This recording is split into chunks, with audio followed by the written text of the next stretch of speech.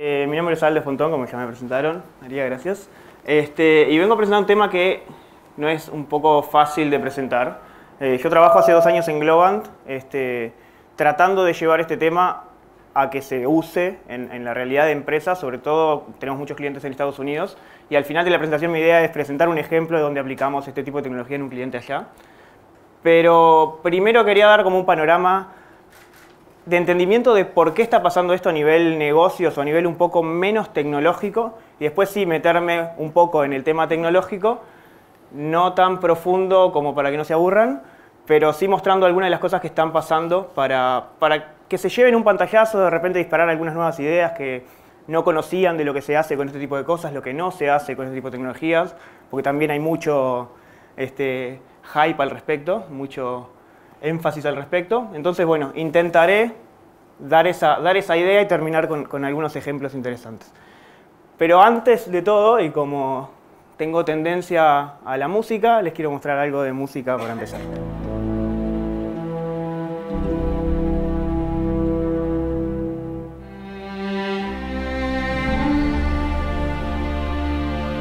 ¿Alguien conoce la pieza esa? Si me dicen que sí, salgo corriendo porque... Lo lindo de esa pieza es que ninguna de esas notas fueron compuestas por un humano.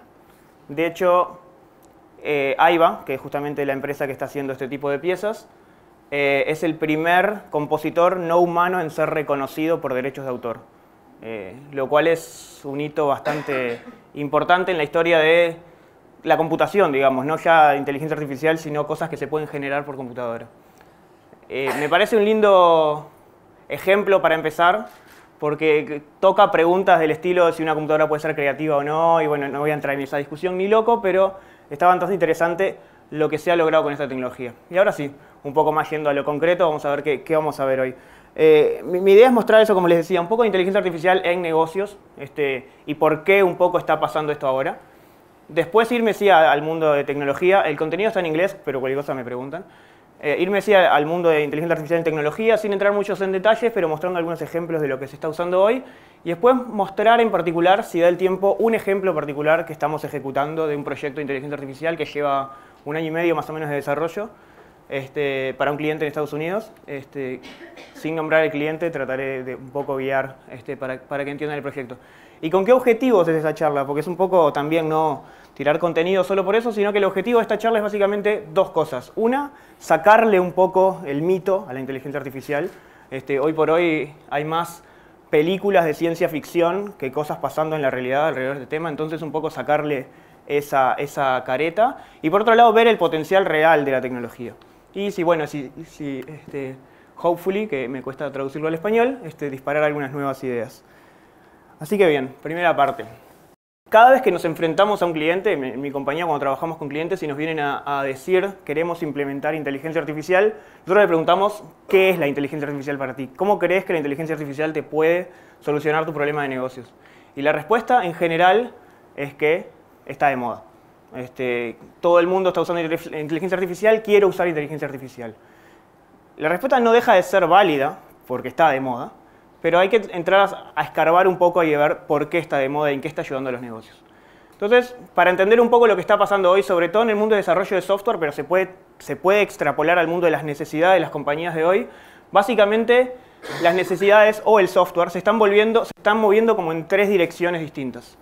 Primero que nada, se están yendo como más profundo en las organizaciones. O sea, el software está generando cada vez cambios más profundos en las organizaciones. A su vez se está moviendo a lo ancho, cada vez está metiéndose más en distintos lugares de las organizaciones. Y el movimiento hacia arriba, que es un poco más de mayor valor semántico si queremos, es que el software de alguna manera se está moviendo, está tomando planos como más estratégicos y hasta más políticos si queremos. ¿Cuál es la consecuencia de este movimiento? Los primeros 2 direcciones, eso que el software vaya más hacia lo profundo de las organizaciones y más a lo ancho de las organizaciones, básicamente genera data. Y ahora después vamos a tener un capítulo particular de data y de por qué nos metemos ahí, pero básicamente genera datos.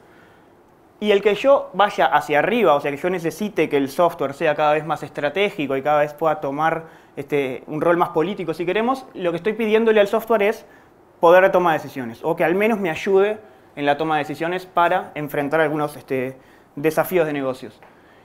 Y la conjunción, un poco, de repente el nodo central que empieza a atar todo esto, o sea, que empiezo a tomar valor de la data para poder tomar decisiones de negocios, es un poco la inteligencia artificial. Inteligencia artificial más de nombre, ¿no? Ahora después vamos a ver tema nombres y cosas, pero más de nombre. Después vemos si esto es data analysis o data mining o lo que sea, pero dejemos AI ahora como un globo general y después lo partimos un poco. De alguna manera esto también le da un poco de sentido a lo que está pasando hoy, que diría 2018, pero yo le pondría hasta 2017 capaz, que es básicamente el siguiente paso a la transformación digital que están sufriendo las compañías, que es básicamente la transformación cognitiva. Hoy por hoy, no solo desarrollo software para mejorar los procesos de negocio, sino que además aprendo de los datos para mejorar los procesos de negocios. Y una de las formas de aprender de los datos es a través de inteligencia artificial. Hay una famosa frase de este señor que se llama Andrew Ng, que muchos lo conocerán, que es un profesor de Stanford, es una de las mentes más conocidas alrededor del tema, que dijo esa frase que puede sonar un poco pomposa, pero es básicamente la inteligencia artificial es la nueva electricidad. ¿Por qué dijo eso? Porque lo relaciona mucho con lo que pasó con la electricidad a fines del siglo XIX, principios del siglo XX, que básicamente se metió en todas las industrias y transformó absolutamente todas las industrias que conocemos. Bueno, la inteligencia artificial se cree que va a pasar lo mismo, que va a transformar las industrias a todo lo ancho, que va a transformar todas las industrias que toque. Simplemente una forma de recordar el impacto de esta tecnología. Y como los números no pueden faltar, creo que no hace falta mucha explicación. Ese es el tamaño de mercado que se espera que tenga la tecnología o los proyectos relacionados a la tecnología en 2022. Creo que no tengo que decir nada más al respecto, lo puse bien grande a propósito. Es un montón de plata. Pensando en números americanos, ¿no? 3.9 millones, miles de millones. Y lo último, así alrededor, como para entender qué está pasando a nivel negocios con esta tecnología, es qué pasa con la adopción de la tecnología. Esto es un capítulo bastante particular. Todos conocerán la grafiquita de eso, si tuvieron clases de teoría de difusión de tecnología. Hay mucha discusión de dónde está la inteligencia artificial, de si se está usando mucho, si se está usando poco, cuántos adopters hay, si se cruzó el abismo o no, si es mainstream o no, etcétera, etcétera. Hay muchas posiciones, mi posición es que todavía no, pero lo importante de eso es que hay que entender que la adopción de este tipo de tecnología es bastante diferente a otros tipos de tecnología. No es lo mismo adoptar el uso de una aplicación mobile o de una aplicación web o de servicios en la nube a servicios, llamemos, cognitivos. ¿Por qué? Porque el output que se espera de los servicios cognitivos o este tipo de algoritmos de inteligencia artificial no es lo que se llama determinístico, ¿no? Es una salida probabilística. Entonces, es difícil para los negocios y es difícil hasta para el usuario final a veces considerar software que puede tener una salida que no es determinística, que no está predefinida de antemano. Hay mucha discusión al respecto, pero un poco entender que la adopción no es tan similar a otros tipos de tecnologías. Y eso nos cuesta bastante a la hora también de vender proyectos de tecnología con inteligencia artificial. Pero bueno, eso era un poco un repaso de qué está pasando y cómo nos está yendo con procesos con proyectos de inteligencia artificial, cómo está impactando los negocios, etc. Ahora, el mundo de tecnología, que es un poco el que más me gusta, y ver un poco el impacto de todo esto. Primero que nada, definiciones. Solamente les decía que usemos inteligencia artificial como un globo, desglosemos un poco ese globo. La inteligencia artificial es un concepto bastante viejo, digamos. O sea, es un concepto que tiene unos 400 años, para que tengan una idea. O sea, comienza con el siglo XVIII, XVII, con la idea del autómata turco, aquella idea de la ilusión de inteligencia mediante, básicamente, meter una persona dentro de una máquina y que interactúe con un humano afuera, y el humano afuera tiene la ilusión de inteligencia. Esa ilusión de inteligencia es lo que se intenta siempre recrear en los algoritmos de inteligencia artificial. Y esa idea viene de ahí. Una de las formas de crear inteligencia artificial es a través de Machine Learning. Hay más formas, aprendizaje simbólico, etcétera, no me voy a meter, pero básicamente a través de Machine Learning lo que uno intenta es desarrollar inteligencia que proviene de los datos. O sea, yo quiero aprender de los datos para tomar decisiones. Y esos son todos los algoritmos que tienen que ver con Machine Learning. Y dentro de Machine Learning hay una rama que se está moviendo mucho hace unos años, que es lo que se llama el Deep Learning, aprendizaje profundo. El nombre Deep viene por tipos de arquitecturas, ahora lo vamos a ver, viene por tipos de arquitecturas que se llaman Deep Neural Networks, o sea, redes neuronales profundas, y por eso quedó el nombre Deep. Básicamente es el subconjunto de algoritmos de Machine Learning que estudian ese tipo de algoritmos, ¿no? Las redes neuronales y en particular las redes profundas. Quedan claras las definiciones, yo tiendo a hablar un poco rápido y disculpen por eso, pero para separar un poco los conceptos de inteligencia artificial, Machine Learning, Deep Learning. Atrás de eso hay todo un concepto de Data Science que también está muy de moda ahora. Al menos en lo que nosotros hacemos en Globant, nosotros tenemos perfiles de Data Science. Lo que nosotros hacemos es que Machine Learning o inteligencia artificial o Deep Learning de alguna manera son herramientas para un tipo que hace Data Science. Es una herramienta para análisis de datos, pero no es que un Data Scientist sea sinónimo de ingeniero de Machine Learning, no es lo mismo. Solo para refinar la definición de Machine Learning, hay una definición, la voy a leer textual, hay una definición del 59 de Samuel, que es básicamente el subconjunto dentro de lo que es la ciencia de la computación, que le da a las computadoras la habilidad de aprender sin ser explícitamente programadas. Y esa es la clave de la definición, es el sin ser explícitamente programadas. Yo hoy, la mayoría del software, yo tengo que definir línea a línea, o sea, acción a acción lo que quiero que un programa haga. Justamente lo que quiero con Machine Learning es que esa lógica se genere a través del aprendizaje de los datos. Ejemplos de cosas que se pueden hacer con Machine Learning. O sea, desde, por ejemplo, si yo tengo una lista de, un histórico de formularios de solicitudes de préstamos y tengo el output para cada uno de esos de si pagó o no pagó el préstamo, yo podría con eso predecir aprobación de préstamos para mejorar en ese sentido. Por ejemplo, bueno, la típica, ¿no? Tengo una lista de frases en español o en inglés, una lista de frases en francés y su correspondencia. Yo podría entrenar una máquina para entender la correspondencia entre esas frases y que haga la traducción. Y así todo el tipo de tareas que se pueden hacer con Machine Learning. Esto es todo lo que, como vemos acá, tenemos siempre la salida de las cosas. Esto es un típico problema supervisado. O sea, yo conozco lo que quiero hacer con los datos. O sea, yo, por ejemplo, quiero separar perros de gatos. Yo tengo fotos de perros y fotos de gatos. Yo sé cuáles son perros y sé cuáles son gatos. Entonces yo le puedo decir a la máquina, fíjate vos qué hace a un perro ser perro, fíjate a vos qué hace un gato ser gato, y aprende de todos estos ejemplos. Y después, ante una nueva foto de un perro, una nueva foto de un gato, la máquina va a saber dónde mirar para entender qué es un perro y qué es un gato. Bueno, ese ejemplo así simple es lo que se extrapola a todo tipo de problemas. Y cambia un poco el paradigma de entender los problemas y en particular entender la programación. ¿Por qué cambia el paradigma? En el paradigma viejo de desarrollo de este tipo de soluciones, desarrollo de soluciones de tecnología, básicamente yo lo que tengo es un input manual, un diseño manual de la lógica que alimenta un proceso que básicamente mueve de una entrada a una salida. Lo importante es que la lógica se creaba de forma manual, hay que programarla. En este nuevo paradigma, donde aparece Machine Learning, yo lo que hago es, tengo un proceso previo a la creación del proceso que necesito para transformar input a entrada a salida, que básicamente es un proceso previo que crea la lógica que yo estoy queriendo crear. No la programo más, la creo. ¿Y cómo la creo? Basado en entrada pasada y salida pasada. Básicamente basado en historia, basado en ejemplos. Yo puedo crear un proceso que entiende de ejemplos y genera una lógica que alimenta un nuevo proceso. Ese es el gran cambio en el paradigma de trabajar con programación clásica, si se quiere, hasta a programación con Machine Learning.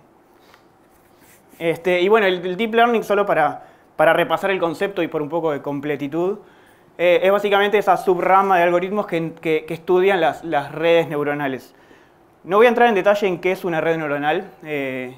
Básicamente son tipos de algoritmos que de alguna manera intentan imitar el conocimiento o al menos un modelo de lo que se conoce cómo funciona el cerebro humano, ¿no? O sea, decir que imitan al cerebro humano es realmente ser muy optimista. Es simplemente un modelo de cómo nosotros entendemos de cómo funciona el cerebro humano. Pero son modelos bastante poderosos y ahora vamos a ver qué tipo de cosas pueden hacer estos modelos. Por último, la escala es lo que mueve al mundo de ir desde Machine Learning, si se quiere, al mundo más de Deep Learning. No pretendo que entiendan la gráfica, pero básicamente lo que vemos en el eje X son cantidad de datos, lo que vemos en el eje Y es performance, que también andan los modelos. Con la línea roja es básicamente modelos tradicionales. O sea, una vez que uno pasa cierto umbral de cantidad de datos, uno como que no puede aprender más, porque los modelos no son lo suficientemente complejos. A medida que uno empieza a agregar redes neuronales, y básicamente lo que es amarillo, azul y verde es redes neuronales chicas, redes neuronales medianas o más grandes, lo que uno empieza a darle es poder de aprendizaje. Pero uno cuando le da poder de aprendizaje necesita muchos datos, muchísimos datos. Lo que está marcado al principio es que hay toda una creencia de que con datasets chiquitos, o sea, con poca cantidad de datos, medio que da lo mismo usar modelos de Machine Learning o modelos muy complejos, porque no tengo la capacidad de enseñarle a un modelo súper complejo. Pero a medida que yo aumento la producción de datos, puedo ir a modelos más complejos y empezar a sacarle un poco más de performance. Así que bien. ¿Y qué puedo hacer con todo esto? Y acá viene la parte interesante. Me gusta mucho mostrar ejemplos que tienen que ver con visión por computadora. Lo aviso de antemano porque van a haber muchos ejemplos que tienen que ver con eso, con visión computadora, con enseñarle a una máquina a entender el mundo que nos rodea a través de imágenes. Eso se puede extrapolar a cualquier tipo de datos, o sea, no tiene por qué ser imágenes, pueden ser texto, puede ser audio, puede ser data que viene de los clics de una página web. El tipo de datos no es lo importante acá. ¿Por qué uso imágenes? Porque me parecen ejemplos que son súper fáciles de mostrar, que son visuales, que se ven, uno puede ver los resultados, entonces empiezo por ahí. Una consulta. Sí, dime. En el Deep Learning también se basa en información pasada, hacer la misma analogía como los Sí, hay dos formas de hacerlo y capaz que tenía que haber mencionado algo de eso. Hay dos formas de hacerlo básicamente, un modelo supervisado y un modelo no supervisado. El modelo supervisado siempre se basa en historia. Yo necesito input-output para meterlo a un modelo. Ese modelo puede ser de Machine Learning o puede ser de Deep Learning. No tiene por qué ser una de las dos. Un típico ejemplo es motor de recomendación. El motor de recomendación de Netflix, por ejemplo, es un modelo de Deep Learning. Es un modelo bastante profundo de red neuronal, lo que se llama red neuronal recurrente, no importa. Básicamente tiene toda la entrada de no solamente qué películas vi yo, sino qué películas vieron todas las personas que de alguna manera se parecen a mí, y en base a eso genera una recomendación. Tienen mucha data. Mucha data. Ahora vamos a ver un poco números de volumen de data y es muchísimo. Hablamos de cientos de millones de interacciones, por lo menos. Pero bueno, veamos algunos ejemplos. Si querés, ahora llego a la parte de data y discutimos un poco esa parte. Reconocimiento de objetos. Estos son los ejemplos como típicos que se ven por ahí en la vuelta y que están disparando como muchas posibilidades de negocio. No sé, desde contar sillas y personas en una sala de espera de forma automática, hasta ver si una sala está ocupada, o hasta contar las personas que pasan por enfrente de una calle, contar vehículos, detectar placas de autos. O sea, se puede entrenar un algoritmo para que entienda el mundo como nosotros lo entendemos. Es bastante impactante. De hecho, los que vienen, seguramente Adrián, vos te acordás, los que venimos del mundo más de computer vision clásico, detectar un objeto en una imagen implicaba hacer un trabajo bastante grande. Uno tenía que definir qué hacía al objeto ser objeto. ¿Y cómo lo definía? En base a primitivas súper elementales. ¿Qué es una línea? ¿Qué es un círculo? ¿Qué es una esquina? Y en base a eso empezaba a trabajar qué es una forma, qué es color, qué tipo de color estoy buscando, etcétera, para tratar de definir un objeto. Hoy el paradigma ha cambiado bastante. Yo, para decirle qué es un auto, yo simplemente lo que le digo, acá tenés 1 millón de autos. Fíjate qué es un auto. O sea, los bebés hacen lo mismo. O sea, cada vez que va a cruzar uno la calle, le dice, ojo, viene un auto, eso es un auto. O las tarjetitas que le da a los bebés, esto es un auto. Uno nunca le dice que un auto tiene 2 ruedas, tiene tal forma, tal altura. Entonces, este tipo de algoritmos aprenden de ejemplos. Y después lo que hacen es generar algún tipo de lógica o algún tipo de entendimiento que de alguna manera entiende los píxeles, la información que está entrando como una imagen, y sabe qué es cada tipo de objetos, por ejemplo, personas. Solo por completitud, hay 2 formas de hacer esto, básicamente. La más tradicional es la que tiene las cajitas. Yo entreno un algoritmo diciéndole, acá en esta cajita hay un objeto. La forma un poco más moderna de hacerlo es a través de máscaras, lo que se llama máscaras. Es que en vez de decirle, acá esta cajita tiene un objeto, yo le digo, estos píxeles forman un objeto.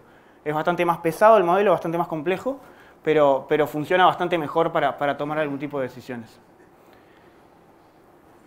Esto es de lo más simple, me voy a ir un poco más complejo. Reconocimiento de caras, típico ejemplo de lo que vemos por ahí hoy pasando. Hay empresas muy grandes hoy trabajando en este tipo de tecnología. Reconocimiento de caras no solo sirve para saber mi cara corresponde a Aldo, sirve para hacer un montón de cosas más. detectar género, por ejemplo, estimar la edad, detectar si dos fotos corresponden o no a la misma persona para hacer, por ejemplo, validación de identidad. Muchos bancos hoy están haciendo onboarding digital de algún tipo de productos que no requiere una seguridad extrema, créditos chicos, etcétera, totalmente online. Yo subo mi documento, subo una tipo selfie, una foto, y ellos son capaces de validar si mi identidad corresponde a la identidad del documento para seguir con el proceso. Este tipo de tecnología hoy está bastante esparcida, y de hecho tenemos un cliente en Argentina con el que ya tenemos algún tipo de producto, por ejemplo, de validación de identidad para la entrada, para seguridad, utilizando esto, un proceso que es mucho más simple que el típico proceso de llegar a un edificio, registrarse, dejar los datos, etc. Lo hacemos con tablets, lo hacemos con validación a través de un servicio de reconocimiento facial y cambia bastante la experiencia de visitar, por ejemplo, un edificio. Descripción de imágenes. Una de las cosas que uno puede hacer con imágenes es no solamente entender los objetos que forman una imagen, sino además describirla en lenguaje natural. O sea, yo le pido a una computadora que no solamente, si bien acá hay dos modelos, que no solamente entienda lo que hay en la imagen con un modelo de visión, sino que además tenga un modelo de lenguaje, que además de entender lo que hay, me lo describa. Me diga, esto es una foto de cerca de un plato con comida y brócoli. No sé por qué separa comida de brócoli, es muy inteligente de su parte. Pero este tipo de cosas se están logrando, y de hecho hay un proyecto que se llama Sing AI, creo que se llama, de Microsoft, que básicamente integra este tipo de tecnología con lentes para que una persona no vidente, por ejemplo, pueda sacar fotos con los lentes y entender el escenario que tiene adelante. Si tiene personas, si está enfrente de una calle, si está enfrente de un edificio, etc. Le describe la situación como se la describiría a una persona, con lenguaje natural. Pero ese problema parece bastante complejo. El problema inverso, o sea, si yo le digo a una máquina, le doy una frase, generame la imagen que describe esa cosa que yo te estoy describiendo, suena bastante más complejo. Y de hecho, los modelos generativos hoy están yendo por ese lado. Básicamente, ¿qué es un modelo generativo? Voy a tratar de hacer simple la explicación. Pero yo puedo tener, por ejemplo, uno de estos modelos que entienden la realidad como si fuera una especie de juez. Y después pongo otro modelo que trata de generar realidad ficticia. Y los pongo a competir, ¿no? Entonces el modelo que genera realidad ficticia recibe la realimentación de este juez que yo tengo súper bien entrenado. Y el modelo que genera imágenes, en este caso, empieza a aprender. Ok, esta imagen estuvo mal, no voy por ese lado. Esta imagen estuvo bien, el juez creyó que era real. Y así sucesivamente, y cuando entreno esas dos cosas al mismo tiempo, pasan este tipo de resultados. Yo le digo, quiero un pajarito con esa descripción que está ahí arriba, y todas estas imágenes que ven acá abajo no existen, nunca existieron, son generadas por computadoras. Por ahora este tipo de modelos están bastante en pañales, digamos, generan resultados que son chicos, que se ven reales, pero que les falta un poco de complejidad, pero es cuestión de cantidad de datos y es cuestión de crecer un poco en la complejidad de los modelos para que tengamos generación de datos ficticios de forma bastante real, bastante interesante. Es bastante loco, pero es muy útil, por ejemplo, generar datasets de forma artificial mediante descripciones semánticas de lo que necesito. Es súper útil. Imagínense, por ejemplo, la aplicación de esto en videojuegos. En vez de tener que programar cada uno de los pajaritos que necesito para el videojuego, le digo, necesito un pájaro, créalo.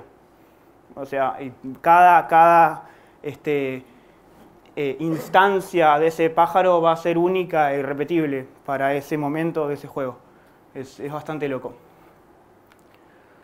Este tipo de modelos también se usan, por ejemplo, para dar un paso más en lo que son herramientas, por ejemplo, de diseño, ¿no? Hoy por hoy hay básicamente todas las herramientas que se conocen hoy, así sea un lápiz o sea el Photoshop más avanzado que haya, son todas lo que se conoce como herramientas pasivas. O sea, básicamente yo tengo que ir y hacer clic en cada cosa que necesito y la computadora no va a tomar una decisión. O sea, simplemente yo estoy guiando con herramientas más o menos complejas, pero yo tengo que ir y hacer clic. Hoy por hoy, con estos modelos generativos, yo lo que puedo hacer es dar mensajes de menor valor. Por ejemplo, yo acá no sé si ven, pero pinta una línea, después pinta un poco de verde por acá, pinta azul por acá, y después un poco de blanco en el medio. Y solo con esa información un modelo genera imágenes. Básicamente tratando de cumplir con eso. Entonces, yo no tengo que saber dibujar una montaña. Yo puedo decirle, quiero más o menos una montaña así, con un poco de verde, pasto, coso, y todo esto es generado, nunca existió. En base a ejemplos, obviamente. Pero pasamos a un mundo en el que las herramientas se conocen, entre comillas, como herramientas intuitivas. Es un poco traducción literal porque la palabra intuitive en inglés tiene un significado un poco diferente al español, pero son herramientas que de alguna manera entienden mi necesidad. Y en vez de que yo tenga que decirle cada cosa que necesito, de alguna manera le tengo que dar instrucciones más simples y toma algún tipo de decisión al respecto. Es bastante interesante, sobre todo lo que va a pasar en el mundo de diseño con este tipo de tecnología es bastante interesante. Otro ejemplo de modelos generativos, esto es un experimento que hicimos con Fabricio en Buenos Aires, allá en Córdoba digo, generar a Homero Simpson. Básicamente tenemos fotos y videos de Homero Simpson por todos lados y quisimos, bueno, digámosle a un modelo que entienda qué implica, qué es Homero Simpson, qué es un personaje amarillo con una remera blanca y este básicamente fue el proceso de aprendizaje. A lo primero empieza como a sketchar cosas, empieza a ver el amarillo, se empiezan a ver los ojos y de alguna manera el modelo, ya a mitad del entrenamiento, uno ya de lejos entiende que lo que está dibujando es a Homero Simpson. Es un simple ejemplo, pero para entender cómo una máquina aprende de dibujar nada a empezar a entender lo que es el objetivo en este caso por medio de ejemplos. Transferencia de estilo. Esto es un ejemplo también medio típico que se ve en imágenes. Hoy hay un montón de aplicaciones que lo utilizan. Aplicaciones para procesar imágenes o para hacer efectos, esas que se ven mucho en la gente joven. Este tipo de tecnología está muy buena porque lo que hace, de alguna manera lo que estoy haciendo es analizar dos imágenes, ¿no? Las que se ven acá, y separar y entenderlas de diferente forma. Básicamente yo lo que entiendo de esta imagen es el detalle, de alguna manera, lo que define a la imagen, y de esta otra lo que entiendo es la estructura, no el detalle, sino de alguna manera la esencia gruesa de la imagen. Y yo puedo, con Style Transferring, con este tipo de modelos, puedo combinar esas dos cosas, combinar la esencia de esto con el detalle de esto y generar una imagen que parece como esta, o sea, es esta imagen, pero como si la hubiera pintado el autor que hizo esta obra. Es bastante interesante este tipo de cosas. Y esta idea extrapola, como decía hoy, ¿no? Extrapola cualquier tipo de datos. Yo puedo agarrar un montón de obras, no sé, de Shakespeare, y luego un texto cualquiera, y traspasarle el estilo de escritura de Shakespeare. De hecho, ayer nos hacían una pregunta, si creemos que somos capaces, por ejemplo, de validar, no sé, mañana aparece una obra perdida, un escrito perdido de algún autor clásico, que no sabemos quién es. ¿Podemos llegar a validar que eso está escrito por ese autor? Obviamente hay procesos teóricos y muy acertados para hacerlo, pero mediante el aprendizaje por computadora de todos los datos que tenemos, podemos llegar a validar si el texto tiene las características o no de un escritor clásico, por ejemplo. Es bastante interesante todo lo que se puede hacer con transferencia de estilo. Hay ejemplos un poco más, esto también depende de cómo se use la tecnología, pero hace no mucho salió un ejemplo de transferencia de estilo en voz y lo usaban para básicamente generar un discurso de Obama que en general nunca dijo, pero que suena como Obama. Depende de cómo se use la tecnología está, obviamente depende de cómo se use, servirá para algo o destruirá. No voy a entrar en esa discusión. Queremos decir cualquier cosa cualquiera. Sí, es que se puede, y de hecho una cosa que podemos hacer que cualquiera haga cualquier cosa. Por ejemplo, esta persona, que es la investigadora de esto, no sabe bailar, pero sí tenemos y podemos detectar la pose del bailarín y transferirla. Esta persona nunca hizo esos movimientos, de hecho no sabe hacerlos. Este es otro ejemplo de transferencia de estilo, en donde en realidad lo que yo estoy transfiriendo no es estilo, sino es pose. Y es también súper interesante. Imagínense esto combinado con transferencia de voz. No sé, o sea, todavía todo esto tiene muchos... Si se fijan en detalles, se le cortan los dedos, el codo se le corta cada tanto. Pero ese tipo de cosas que se pueden lograr con inteligencia artificial. Y no era mi idea infundir el miedo, ni mucho menos. Pero es bastante interesante la tecnología y sobre todo en el mundo de visión por computadora, de imágenes, video. No sé si todos han visto esto, y seguramente varios sí, pero decíamos de generación de voz. Y uno de los ejemplos más grandes que se ha dado justamente este año es este ejemplo de Google, que mediante el problema, ellos dijeron, tenemos un montón de negocios metido en el Google Maps, que no tenemos información, no sabemos cuándo abren, no sabemos cuándo cierran, no sabemos nada de esos negocios. Entonces, una de las formas que dijeron es por qué no llamamos a esos negocios y preguntamos cuál es el horario, tratamos de adquirir esa información. Pero no vamos a poner 700 personas a llamar a esos negocios. Creemos no me gusta decirle una inteligencia artificial, pero creemos algún tipo de algoritmo que pueda manejar una llamada, que pueda generar voz y mantener una conversación con una persona. Es un ejemplo súper interesante. En este ejemplo particular, yo lo que digo es, tengo un asistente virtual en el teléfono y yo le digo, reservame una hora en la peluquería entre tal y tal hora. Eso es lo único que le digo. Y de fondo, completamente de fondo, yo no me entero, mi celular llama, o este algoritmo llama a la peluquería y entre ellos interactúan y es bastante interesante lo que pasa. So how can I help you? Hi, I'm calling to book a women's haircut for a client. I'm looking for something on May 3rd. Sure, give me 1 second.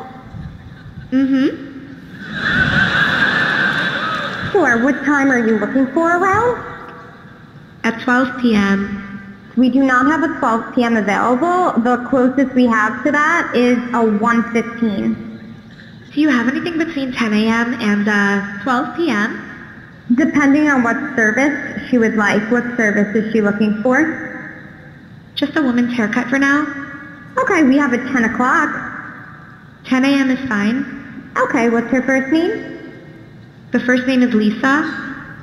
Okay, perfect. So I will see Lisa at 10 o'clock on May 3rd. Okay, great. Thanks. Great. Have a great day. Bye. Es bastante interesante lo que pasó ahí. Yo siempre, previo a mostrar este ejemplo, que esto es de este año, a mí me gustaba mucho mostrar cosas de generación de voz. Eso que escuchábamos ahí es voz generada, ¿no? O sea, básicamente lo que está pasando es que lo que entra por teléfono de la persona que está en la peluquería se convierte a texto, pasa por una especie de chatbot o alguna especie de inteligencia que genera la respuesta para cada una de esas entradas de texto y después otro algoritmo lo que hace es convertir esa respuesta en voz para responderle a la persona. Esa conversión a voz hoy por hoy es increíble. O sea, de hecho, es gracioso porque hace un par de años me gustaba decir que en algún momento, dentro de 2, 3, 5 años, vamos a estar hablando con una computadora y no nos vamos a dar cuenta. Bueno, esa persona en la peluquería habló con una computadora y no se dio cuenta. O sea, interactuó de forma natural con una computadora. En fin, a mí me resulta bastante interesante este tipo de cosas. Y por ir a una aplicación un poco más clásica y en el mundo más de la medicina, puse esta aplicación a propósito porque me ayuda a explicar algunas cosas. Típica aplicación es la detección de cáncer en imágenes o en ese tipo de cosas. Entonces, se hizo este experimento de decirle a un humano, ok, a humanos entrenados, médicos, especialistas, clasifiquen estas imágenes que tienen en cáncer, no cáncer, para ver cómo les va. Y básicamente la performance de los humanos es que de la inteligencia artificial primero entrenaron un algoritmo y fue de 92,5%. Y en realidad ese porcentaje es bastante bajo. ¿Por qué? Porque en un problema típico de medicina, en donde es un problema súper desbalanceado, ¿no? Yo tengo muchísimos más ejemplos de gente sana que de gente enferma en general. Es bastante bajo decir acerté solo el 92,5% de los casos, porque en realidad capaz que el 7,5% que sobra, que le erré, son casos súper importantes y capaz que son todos los enfermos. Entonces yo necesito performance mucho más altas para este tipo de modelos. Un humano en este problema, un humano entrenado, genera un porcentaje bastante más alto de acierto.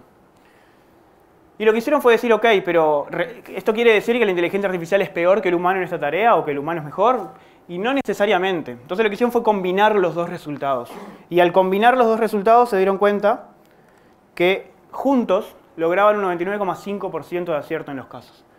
¿Cuál es la explicación de esto? Es que básicamente el humano de alguna manera está entrenado para hacer algún tipo de tarea, así es muy bueno en ciertas tareas, pero la máquina de alguna manera entendió otras tareas que el humano no es tan bueno y las aplicó para este problema. ¿Y qué me sirve esto? ¿De qué me sirve este experimento? ¿Para qué me sirve? Me sirve para explicar un concepto que maneja este señor que es Tom Gruber, que es lo que se llama Humanistic AI. Hoy hablaba un poco de depende de quién tome la tecnología y para qué. Bueno, hay mucha tendencia y la mayoría del mundo, te diría, académico y en la industria, está yendo hacia esta idea. Hacia pensar a la inteligencia artificial como un colaborador y no como un competidor. O sea, yo no quiero sustituir tareas humanas por medio de la inteligencia artificial. De hecho, pensar en sustituir tareas humanas es un poco no entender la tecnología. O sea, la tecnología es probabilística, yo voy a tener inherentemente un margen de error dado los datos, entonces no puedo sustituir a un humano. Yo necesito que el humano de alguna manera me agregue valor arriba de esto. Entonces lo que se está haciendo mucho es la tendencia a tener algoritmos que colaboran con el humano, como veíamos hoy la herramienta de diseño, ese tipo de cosas. Yo quiero que el algoritmo de alguna manera empodere al humano a tomar decisiones de mayor alto nivel, pero que no lo reemplace. Entonces lo que dice Tom es que básicamente nosotros no deberíamos pensar en cuán inteligente hacer a nuestras máquinas, o sea, y seguir en esa competencia de tratar de que las máquinas sean cada vez más autónomas e inteligentes, sino que cuán inteligentes las máquinas nos pueden hacer a nosotros. Y esa es una discusión bastante interesante que hoy por hoy esto es medio que un estándar a la hora de pensar un problema de inteligencia artificial. Pero bueno, todo esto de inteligencia artificial y todos estos ejemplos, y un poco la pregunta de hoy, no se puede hacer nada sin datos. No me voy a meter en ese mundo de datos porque no soy especialista en cómo se manejan estos volúmenes inmensos de datos. En general soy más consumidor que generador de este tipo de arquitecturas. Pero sí un número nomás que me interesa mostrarles. Para 2025 se prevé que la humanidad va a haber generado 163 zettabytes. Y yo la primera vez que vi esto dije, ¿qué es un zettabyte? Nunca vi esta unidad. Conozco giga, tera. Un zettabyte está ahí abajo chiquito. Un zettabyte son más o menos 152 millones de gigabytes. Es bastante grande ese número. Básicamente esa cantidad de datos, 163 zettabytes, equivalen más o menos a ver todo el catálogo de Netflix unas casi 500 millones de veces. O sea, son muchos datos. Y ese tipo de datos son los que van a alimentar a los algoritmos, sobre todo de aprendizaje profundo.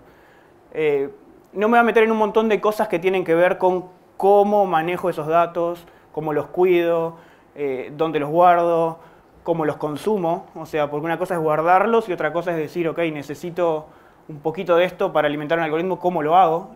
Hay un montón de tareas ahí, de eso hay especialistas, gente que trabaja en arquitectura de datos, gente que trabaja en data governance, este tipo de cosas para manejar todo esto, que son básicamente de una manera habilitador de lo que es hoy la inteligencia artificial. Pero nada, el número me parece súper interesante y está todo ese tema de que la humanidad hoy, tipo, en no sé cuántos días genera toda la data de la historia y así vamos en esa sucesión así como exponencial de generación de data. Pero bien, antes de meterme en el proyecto, hasta ahí más o menos quedó un poco claro qué es lo que se está haciendo con la tecnología. ¿Les resulta medianamente intuitivo extrapolar los ejemplos de visión por computadora a otro tipo de datos? ¿Queda alguna duda de eso? Porque meterme en el proyecto es que quiero explicar algunas otras cositas. Paso, sigo, bien. Hoy decíamos que la adopción de la tecnología es bastante, de este tipo de tecnología es bastante particular. ¿Por qué? Porque es difícil para un negocio decir, ok, yo ahora voy a delegar cierta parte de una decisión o voy a apoyar una decisión en un algoritmo, en la salida de un programa. Con ese objetivo fuimos a una empresa de homeschooling en Estados Unidos a presentar un tipo de este proyecto. Ellos tenían una necesidad bastante particular y nosotros lo atacamos con un proyecto de inteligencia artificial. Es una empresa que tiene más o menos unos 100.000 alumnos en Estados Unidos. Homeschooling es los niños tienen clases a veces en instituciones pensadas para eso, a veces en sus casas. Y en general esta empresa en particular se dedica a niños que no son nativos de inglés, lo cual complicaba bastante las cosas. Dan clases en inglés, pero son niños que no son nativos en inglés. Y ellos tienen básicamente, además de tener una plataforma muy grande de contenidos, donde los niños van haciendo los cursos y van teniendo todas las actividades académicas, tienen una plataforma de atención a esos niños, en donde trabajan unos 300 maestros y atienden a esos niños por chat, básicamente. Cuando empezamos a hablar con ellos, fue, ok, nosotros tenemos 170, corrígeme si me equivoco, 170 millones de sesiones de chats guardadas de los últimos 10 años entre niños y maestros. ¿Qué podemos hacer con esto? ¿Para qué nos puede servir? Y ahí fue que diseñamos lo que le denominamos el Chévere Bot, se lo vendimos con ese nombre. Que básicamente lo que hizo fue entender de todos esos millones de historias de chats entre niños y alumnos, no para generar respuestas a los alumnos, Por ejemplo, si un niño pregunta, decime, no sé, el área de un cuadrado, yo no quiero que el bot le responda el lado al cuadrado, lado por lado, no. Yo quiero que guíe al niño en el proceso de razonamiento para llegar a la respuesta.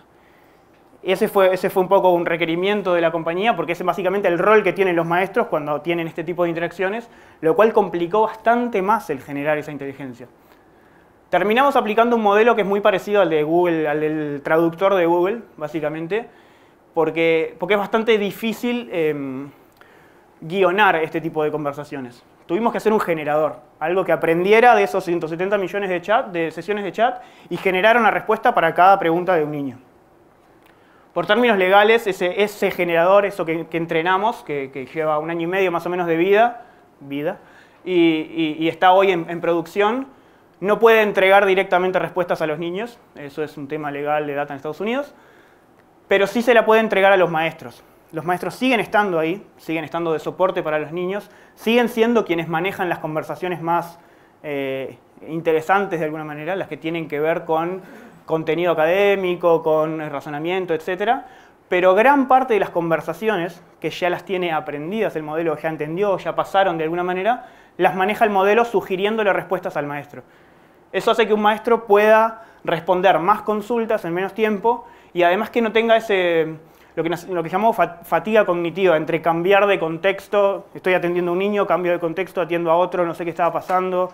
Entonces, en esos dos términos este proyecto ayuda bastante a los maestros. Y es un proyecto súper interesante porque no es un típico chatbot. Hoy no hablamos de chatbots, pero no es un típico asistente virtual, de esos que yo le escribo una pregunta, me responde, me guía en un proceso, etc.